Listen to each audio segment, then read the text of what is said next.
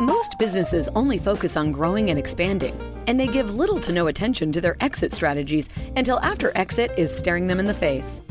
Learn here at Boosting Business Value, brought to you by Blue Sky Business Resources. You'll discover how to shape a more durable and saleable business, and how to implement a powerful, well-planned, and rewarding exit. Join Dr. David Gruder and Jason Tazinkowicz as they deliver actionable tips for lower middle market company owners, executives, and their trusted advisors. Find out where your business currently stands, how you can meet your revenue objectives more reliably, and how to grow your venture to the next level, all with a smooth and fruitful exit in mind. Here are your hosts, Dr. David and Jason. Welcome back. As you know, for those of you who have been listening to us for a while, at Boosting Business Value, we do not spend a lot of time talking about Blue Sky Business Resources, who we are and what we provide. We hope that the information that we provide is valuable enough that you'll want to get to know us on your own. However, we realize that as a service to our listeners, it's appropriate that we point out that we're one of the very few, if not the only investment bank that has an organizational development psychologist on our team. And we think that it's very important that you understand why that is valuable to our firm, but also to you as a business owner. For those of you who are new to Boosting Business Value, I'm Jason Tazinkowicz. I'm the Chief Operations Officer for Blue Sky Business Resources. And with me, as always, is my foil, my friend, and my partner in crime, Dr. David Gruder. He is Blue Sky's business lifecycle, exit planning, and post-acquisition psychologist. David, take it away. Thank you. And just as a footnote, I think this episode is really valuable also for private equity firms and investment banks to know about. And why don't we jump straight into what the big challenges and solutions are related to the kinds of issues that virtually every business has that they don't usually realize an organizational development psychologist is their best solution to. Really appreciate you bringing that up, David. Let's start out with the hardest one. Leaders hate to admit, and I'm guilty of this too, I think we all are, hate to admit that we have significant gaps in our leadership skills. And as an executive team, our collaborative effectiveness could be enhanced by focusing on and raising the awareness of the gaps that we have and allowing ourselves to learn and grow in communication as well as leadership skills. This will help us move to the next phase, especially, going back to previous episodes of our meaningful inflection points, a better understanding of ourselves as leaders and how we behave and how we act together as a team can really accelerate those next level transitions. Yeah, well said and connected or very connected with what you were just saying. We leaders often also hate to admit that we haven't been sufficiently trained in dimensions of business that relate to the psychological aspects of effective business, including sequencing effectiveness. A lot of leaders are so much in the visionary mindset that they find it hard to shift into strategy, let alone into tactics. And if they shift into tactics, the question of what to do in what order, that's sequencing effectiveness, tends to be a missing skill set. It's not your fault if you don't know how to do that well. It's really simply a skill that is undertrained. So true. And to just piggyback on that, we learn a lot in our experiential world as leaders as we grow up through experience. But also, if we go through an educational path, we learn a lot about tactics. We learn a lot about metrics. We learn a lot about the hard elements of running a business. But this idea of crafting and implementing a high performance, high collaboration, high happiness culture, that's pretty soft for an educational system. And it's not usually something that we strive to go out and get educated on when we're busy with the hard and fast day-to-day of running a business. We're under-trained and under-educated. A lot of these soft skills that make culture exceptional. And it's largely by chance and by luck that we end up with some great leaders that have this innate ability. But for the rest of us, getting help and getting training and coaching in this could be extremely as valuable as getting training and coaching on running the numbers. Really well said. Absolutely so. And this whole thing of soft skills is in businesses, there's often an acknowledgement of the importance of soft skills, especially these days. There's more and more awareness of that, but not a corresponding level of efficacy or effectiveness in translating those intentions into step-by-step procedures for implementation. That's where the value and the wisdom of an organizational development psychologist comes in, because the good ones know how to translate soft skills into hardcore procedures, hardcore implementation processes.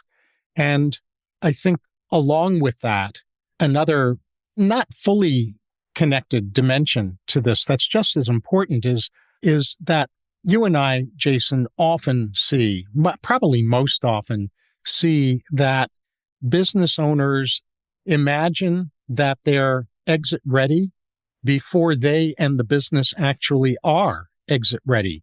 And a lot of that is because of not knowing how to run the numbers, that's for sure. Another part of that is not knowing how to assess the people pieces for exit readiness as well. So true. As an investment bank, we deal with M&A transactions. That's our bread and butter, right? And 87% of M&A transactions that fail because of intentional or unintentional sabotage by the selling party. Because when you first think about selling your business, you think about a transaction. We sell stuff all the time. That's what we do. It's so easy. We'll just go sell something. But then you get into it and you start to realize that this is the most financially and psychologically fraught experience in a business founder's life that can sneak up on a person if you're not preparing for it. And that's when these transactions end up being sabotaged by a unemotionally prepared business founder.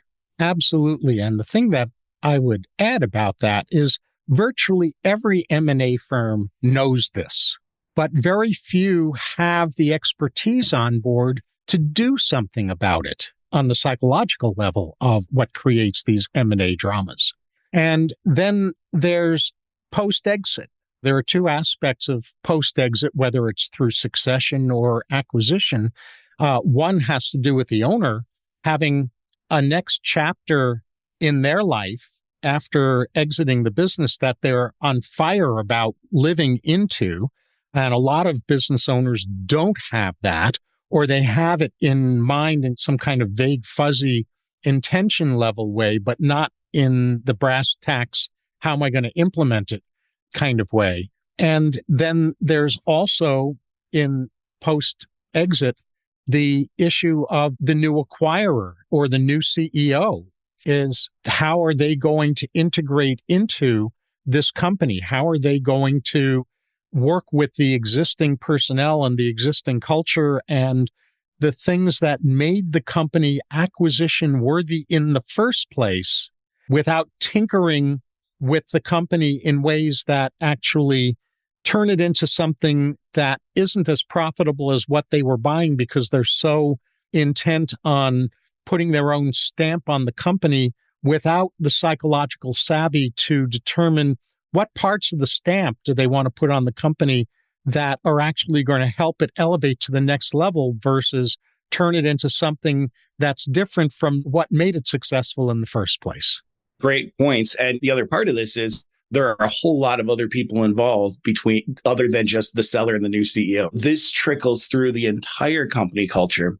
And one of those things, if you are one of those, I guess, emotionally enlightened, high EQ leaders, and you develop a culture that is strong and communicative and open, that culture is going to be more resilient and come together better in this post-acquisition phase and will be able to guide that new CEO into welcoming the opportunities to put an appropriate stamp on making the business better and valuable. So I love that point.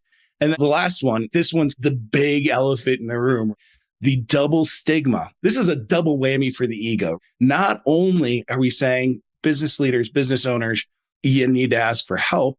A lot of business owners and leaders are starting to get to the point where they're getting comfortable with help, but it's still a stigmatized thing for leadership. But then you add on top of that, you need to get help from a shrink. And there's so much stigma behind all of that, that I think we'd all rather rub some dirt on it and walk it off. And the more we can open ourselves up to the idea that talking to a psychologist doesn't mean you're crazy. It doesn't mean you're weak. It actually means that you're strong enough to get the same type of training for these soft emotional skills as you would for the hard technical stuff. And I think that's something that as a society, we've made this a bad thing for no good reason. Well, absolutely true. And my piggyback on that is that I think that's related to a misnomer that a lot of people have, that when they think about a psychologist, they only think about psychotherapy. But psychologists who are properly trained can do a whole lot more than just psychotherapy. And just because a business needs an organizational development psychologist, that doesn't necessarily mean, it most often doesn't mean that psychotherapy is what's needed. I'm glad you said that, but I still spend a lot of time on your couch. As we're digesting and mulling on these issues that are challenges to getting engaged with an organizational psychologist, what is it, Dr. Gruder, that we should be looking for? Yeah, that's absolutely where we need to go next. And in unpacking what to look for, the first thing that I think is important for our viewers and listeners to be aware of is that there's bifurcation in my field in the first place, where you have people who are trained to be psychotherapists, and you have psychologists who are trained in organizational development or in IO, industrial organizational psychology, and very few are trained in both clinical psychology and organizational development psychology. And so the wisdom that clinical psychologists can offer is massive because they have the deep dive understanding of psychological dynamics inside of individuals and between individuals. That's really valuable. But if they don't know how those principles impact a business and how to intervene in a non-psychotherapeutic way in a business to help the culture elevate itself and the leaders elevate themselves, then their clinical psychology wisdom is of very limited value. On the other side of it, there are organizational development and IO psychologists that understand things about organizational dynamics and about testing, which is the IO, industrial organizational realm, but they don't have a depth of clinical knowledge that really can take into account those internal and interpersonal psychological dynamics. And I was blessed with getting my doctorate in both clinical psychology and organizational development psychology. And for the first 20 years of my career, I was doing both. In the more recent decades of my career, I stopped providing psychotherapy because the amount of time that I was out of town providing training and keynotes and consulting made it impossible for me to be consistently available to psychotherapy clients. But I'm still drawing from decades of wisdom and experience on top of my training in clinical psychology. The first part of what to look for is look for a psychologist who's ambidextrous, who is equally endowed with clinical psychology wisdom and organizational development psychology wisdom. That's amazing. And if you can't find a Dr. David Gruder because you're, one in a gazillion, is it reasonable to look for a well-balanced team, one of each coming as a package deal? Well, it's reasonable to attempt to find that. And the needle in that haystack is if there is a team of both, they have to be exquisite in their collaboration with each other in order to be useful.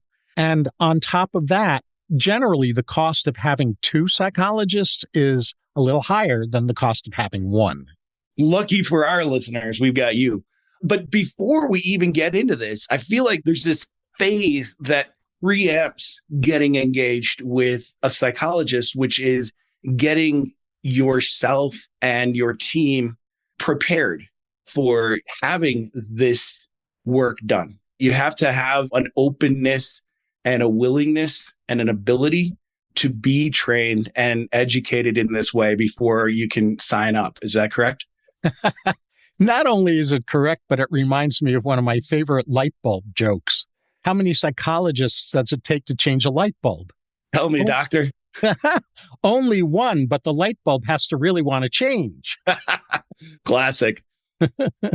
And your point about readiness is spot on.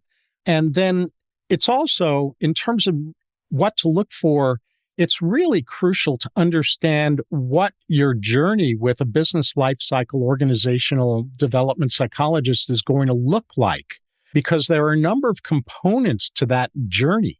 And the first of those components is inspiration and motivation, getting people excited about elevating their EQ, their collaboration effectiveness, their leader effectiveness, their culture, their next chapter plans, if they're the owner, things like that, getting them inspired and motivated. And the problem with that so many businesses have run into, especially in prior decades, is that they would spend massive amounts of money to bring in an inspirational, motivational speaker. And if they were fortunate enough to get a really good one, then their team would respond to that speaker with a lot of motivation and inspiration that disappeared into the ethers within 48 hours, that it didn't translate into changed behavior. Unfortunately, a lot of businesses got sour on psychologists in business because they didn't realize that inspiration and motivation is only the first step in a multi-step journey. It's not sufficient by itself, even though it's got value. And then once people are inspired and motivated, then comes appraisal, taking a look at what's working well and why it's working well, and what the even better ifs are, how things could work even better with leadership capabilities and culture functioning and collaboration and problem solving and conflict resolution, and the list goes on in terms of appraisal. Then from there, based on the appraisal, then you get a business life cycle phase matched strategy. And what I mean by phase matched is that the ways in which a psychologist can be useful to a business is those ways are different depending on which phase a business is in. The way a psychologist can be helpful during, if we go back to the 3 inflection points, the way a psychologist can be helpful during the innovation phase is different than during the fruition phase, which is again different from during the bifurcation phase. If you have business psychologist on board who doesn't understand what is the most useful thing to focus on, given the stage that the business is at in its development, their wisdom is not going to be as useful as it ought to be and it can be. That's at the strategic level after appraisal. And then after that comes a tactical plan. Once you're clear about the strategy, that's phase matched to where the business is in its life cycle, then you have some decisions to make around tactics that are going to implement the strategy. And in order to implement those tactics, often there are skills upgrades and or procedure upgrades that need to be installed. Skills and procedures development come after tactical planning. And then after skills and procedures development comes consistent, masterful utilization of those skills and procedures. Here's another trap that's common these days. A lot of businesses have gotten, like I said earlier, or they've gotten over the inspiration motivation trap. They'll bring in someone to give their team training in new skills and new procedures. And if that psychologist is really good at that, and that's where it stops, that money gets wasted too, because it's useless to be trained in elevated skills and procedures unless they're going to become embedded in the day-to-day operations of the culture of the business. Consistent, masterful utilization of those skills and procedures that the team receives training in comes next. And then ultimately, when you have an effective process along the lines of what I've just been describing, you would want in your business an internal expert designated. So someone in the business who's trained in being able to continue the continuous improvement, the Kaizen of the psychological dimensions of business success after that external psychologist consultant has finished doing their magic. I love it. And there's so many good points in there, but the two that come up to me most are, one, the drum that I'm always beating, which is you see all these dramatic makeover shows and everybody thinks that you can just have a makeover and be changed. But if the underlying behaviors aren't worked on as well, you're going to backslide. It's inevitable. I love this practice-based approach to helping people elevate their culture through behavior. That's really great. And then, of course, when you brought up the motivational speakers, I got to thinking about Chris Farley, and I miss that guy. Me too. In his van down by the river. That's the one. Indeed. Some of you may not remember that classic earlier years Saturday Night Live skit, but motivational speaker who... It's worth a YouTube, I'd say that. Oh, yeah, for sure. Anything else you want to say about what we've been discussing before we get into key takeaways? No, you've covered it so eloquently. Oh, well, okay. Why don't you take it away with some of the key takeaways for you? Yeah, the first one is, I think it's the big one, right? Get over these stigmas. Asking for help and talking to a psychologist is valuable in a way that you're not going to get anywhere else. This isn't the type of stuff that you can just stumble into unless, again, you're somebody with an unnaturally high emotional intelligence to begin with. But the other thing is just this, spread the word, share the awareness. These business lifecycle and organizational psychologists do exist. You're not a unicorn. You're rare, but not a unicorn. And you exist for a reason. The biggest 3 underutilized reasons that I got out of this are that, again, they're rare, but worth sourcing out, that there is this stigma. And so people aren't looking for you in the way that they should or engaging in the way that would be valuable. And few businesses and executives really appreciate this soft side of how it can elevate everything that you do. And I see some companies coming around to this. I see companies starting to realize that if you focus on the people, your bottom line improves better than if you focus on the bottom line.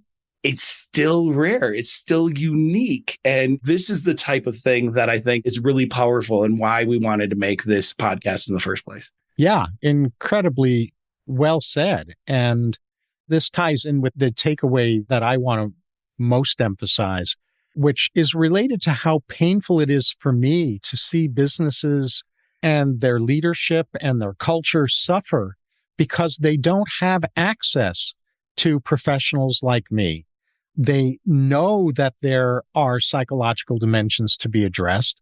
They know that soft skills are important, but they don't know who to look to turn those soft skills into hardcore training, hardcore procedures, hardcore implementation. And it's a kind of suffering and pain in a business that is avoidable and needless, except for the fact that what you were saying about stigma and also about not knowing the wealth, the range of contribution and helpfulness that a psychologist who's equally endowed on the clinical end and the organizational development end of psychology can bring to a business's success.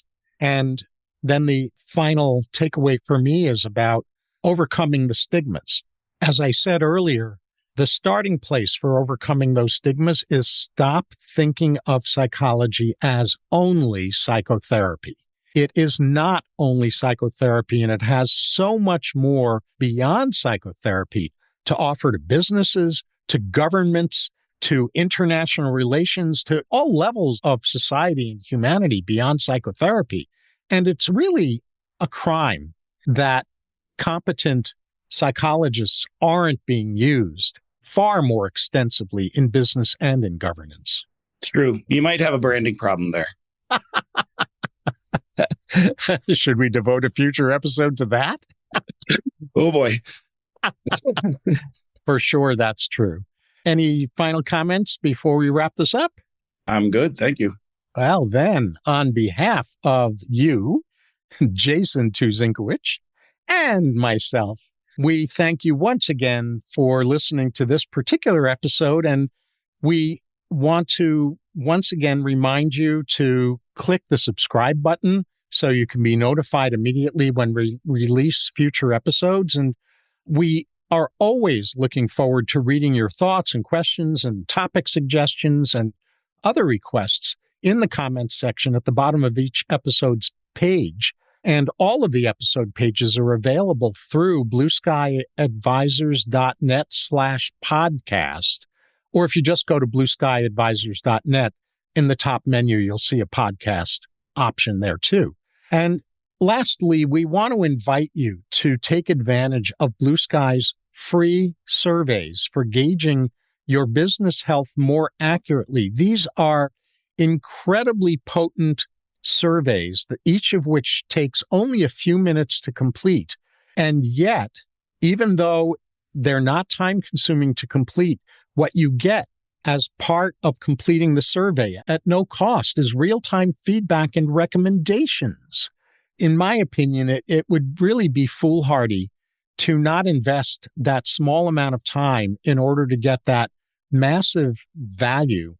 Don't be deceived by the fact that these are free, because frankly, other firms will charge and do charge big bucks for some of these kinds of assessments. Blue Sky makes those available at no charge. And in order to get started with those, just go to blueskyadvisors.net. That's all for this episode of Boosting Business Value. May your new learning result in the smoothest and most profitable exit strategy for your business. With the right knowledge and guidance, the sky's the limit to what you can do. Do not miss an episode by subscribing to the show. And if you want to learn where your business currently stands, we also have free key opportunity assessments. Find all of them at blueskyadvisors.net/podcast. Thank you for joining us. See you on the next one.